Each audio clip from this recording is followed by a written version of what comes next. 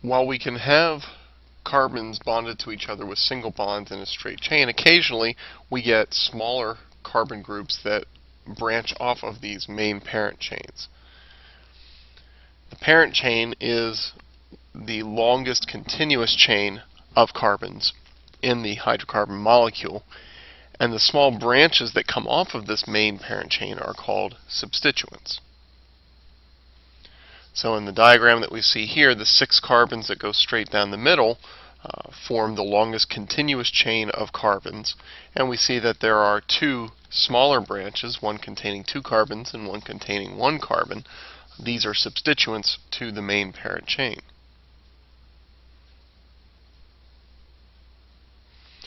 So in order to name this kind of compound, a branched alkane as it's called, the first thing you need to do is find the parent chain. The parent chain is going to be your longest chain of carbons, longest continuous chain of carbons, that is. And the one that jumps out immediately is the one that goes straight down the middle. But it's not necessarily going to be carbons that are all in a straight line. If we count, you see that you can also achieve 6 carbons in a continuous chain if you divert upward and then over to the right. And while you may think that that will change the substituents that come off of the parent chain, if you notice, we still have a 2 carbon group and a 1 carbon substituent group coming off of. Once you've determined where your parent chain is at, now we need to identify which carbon of the parent chain are those substituent groups coming off of. And when you do that, you basically have 2 choices. You can start numbering from either end of the parent chain. How you make that decision is based on which end is going to give your substituents the lowest possible number. If we count from the left on the parent chain that goes straight through, those 2 substituents will be coming off of carbon number 4. But if we counted from the right and labeled them from the right, then they would be coming off of carbon number 3. And so that is the end that gets precedence in terms of the naming and how we number the carbons of the parent chain. Once we've identified the parent chain and also the location of the substituents, then we need to actually identify the substituents that are branching off of the parent chain. Now when we talk about and use the term substituent, it indicates that something's being substituted. And in a normal, simple hydrocarbon, besides the carbon-carbon bonds, the only other thing that carbon is bonded to is a hydrogen. So these substituent groups are substituting for a hydrogen that was originally on the parent chain. Substituents that are made up of carbon groups, like the 2 that we saw in our illustration, are called alkyl groups, or sometimes they're referred to as radicals. Now the name alkyl should look similar to alkane, right? So when you name the alkyl groups, you simply would name the little carbon group that is coming off as a substituent, name it as if it was an alkane, but to indicate that it's a substituent rather than its own standalone hydrocarbon, you change the ending to YL. Hence the name alkyl group instead of alkane. Some common alkyl groups, and this will give you an idea of the naming scheme. If you have a single carbon substituent, all right, one of carbon's bonds is going to be to the parent chain, so that leaves 3 to be filled in by hydrogens, which is why it has the formula CH3. This alkyl group is known as a methyl group. Meth for 1 carbon, YL indicating that it's a substituent. A 2 carbon substituent, like we saw in our example, would be called an ethyl group. 3 carbon substituent would be a propyl group, 4 carbon would be a butyl group. And you can probably guess what a 5 carbon and a 6 carbon substituent groups would be. Usually you don't see any that are that high up in terms of numbering, simply because if you get an alkyl group that large, that means that your parent chain has to be even larger, and we get into pretty big molecules at that point.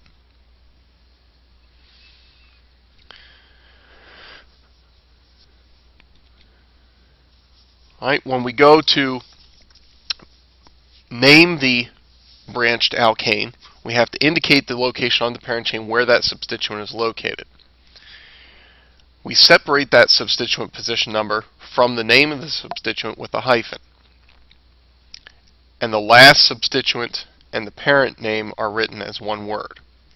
So if you have a 5-carbon parent chain here with a 1-carbon methyl group coming off of carbon 3, the name would be 3-methyl pentane, where methyl pentane is all one word. So the number gives you the position, the methyl tells you what's positioned there at carbon 3, and the pentane tells you what's the parent chain, the basic skeleton of your structure. So let's take a look at some examples. In this structure we have 6 carbons in a continuous chain, making it a hexane parent chain. There's a 1-carbon substituent coming off of carbon number 2, so we would name this alkane 2-methylhexane.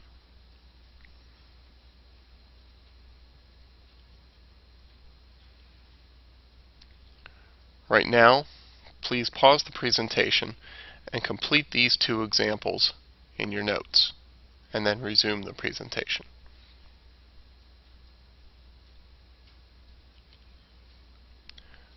For the second structure, we have 4 carbons in a continuous chain, making it a butane parent chain, and again a 1-carbon substituent coming off of carbon 2, so we would name this 2-methylbutane, or because that single carbon methyl group can only be on carbon number 2 of the butane chain, even if you shifted over to the right 1 carbon, you would be numbering your parent chain from the right instead of the left.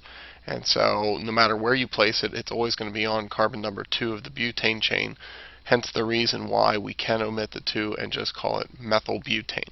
You'll find this sometimes. Likewise with the last structure. 3 carbons in your longest chain, making it a propane. Your methyl group is on the center carbon, and that's the only place that it can go in order for that to be a propane parent chain. So we could name this 2-methylpropane, or just simply methylpropane.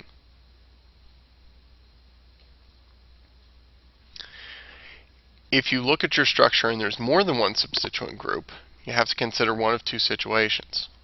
First, if the substituent groups are the same, you need to identify the position number of all of them, even if they're exactly the same. Separate those position numbers with commas. You still number your parent chain, number your substituents based on whichever numbering scheme, starting from the left or the right, is going to give your substituents the lowest overall combination of numbers, position numbers. Then you use a prefix to indicate the multiple of that alkyl group, how many of them you have. Di for 2, tri if you have 3 of the same, tetra for 4, etc. If your substituent groups are different, then you're still going to identify the position number, still use numerical prefixes if you've got more than one type, or more than one of a certain type. But then when you list them in the name, you list them in alphabetical order by the substituent name. And if you do have to use those numerical prefixes to indicate multiples of a single kind, you still list in alphabetical order by substituent name, not by the prefix. So the di, tri, tetra doesn't take precedence when it comes to determining alphabetical order. So in looking at the original structure that we looked at in this lesson, we've got a hexane parent chain, a methyl group coming off of carbon 3, and an ethyl group coming off of carbon 3. So when we put those in the proper order, we would get 3-ethyl, 3-methyl hexane. Both of them are on carbon 3, so we put the position number with each substituent. Ethyl comes before methyl in the alphabet, E before M. And notice that the substituent names and their positions are separated by a hyphen as well. So you have 3-ethyl-3-methylhexane.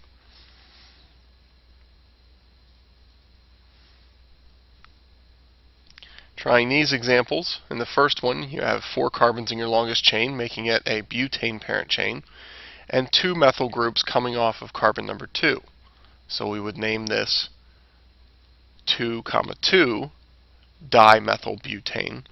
You need to put both position numbers in, even if they're for the exact same carbon on the parent chain. Dimethyl because you have 2 of the same substituent group. The 2,2 is necessary because what if we moved one of those methyl groups onto the adjacent carbon to the right? Then you would have 2,3-dimethylbutane.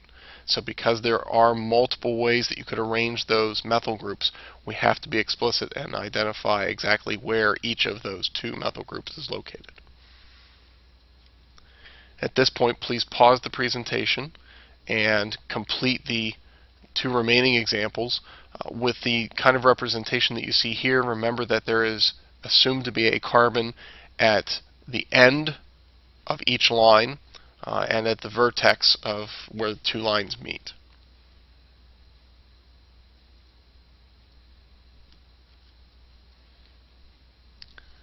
In the second example here, our longest continuous chain is 7 carbons, making it a heptane. And if we number from the left, you get the lowest combination of position numbers, methyl on 3, ethyl on 4. Putting the names in alphabetical order, you should get 4-ethyl, 3-methyl heptane. In the last example, your longest continuous chain is 8 carbons, and you have a total of 3 substituents, 2 of which are the same. You have 2 ethyl groups coming off of carbons 3 and 4, and a methyl group coming off of carbon 5. Therefore, the name for this compound would be 3,4-diethyl 5-methyl octane.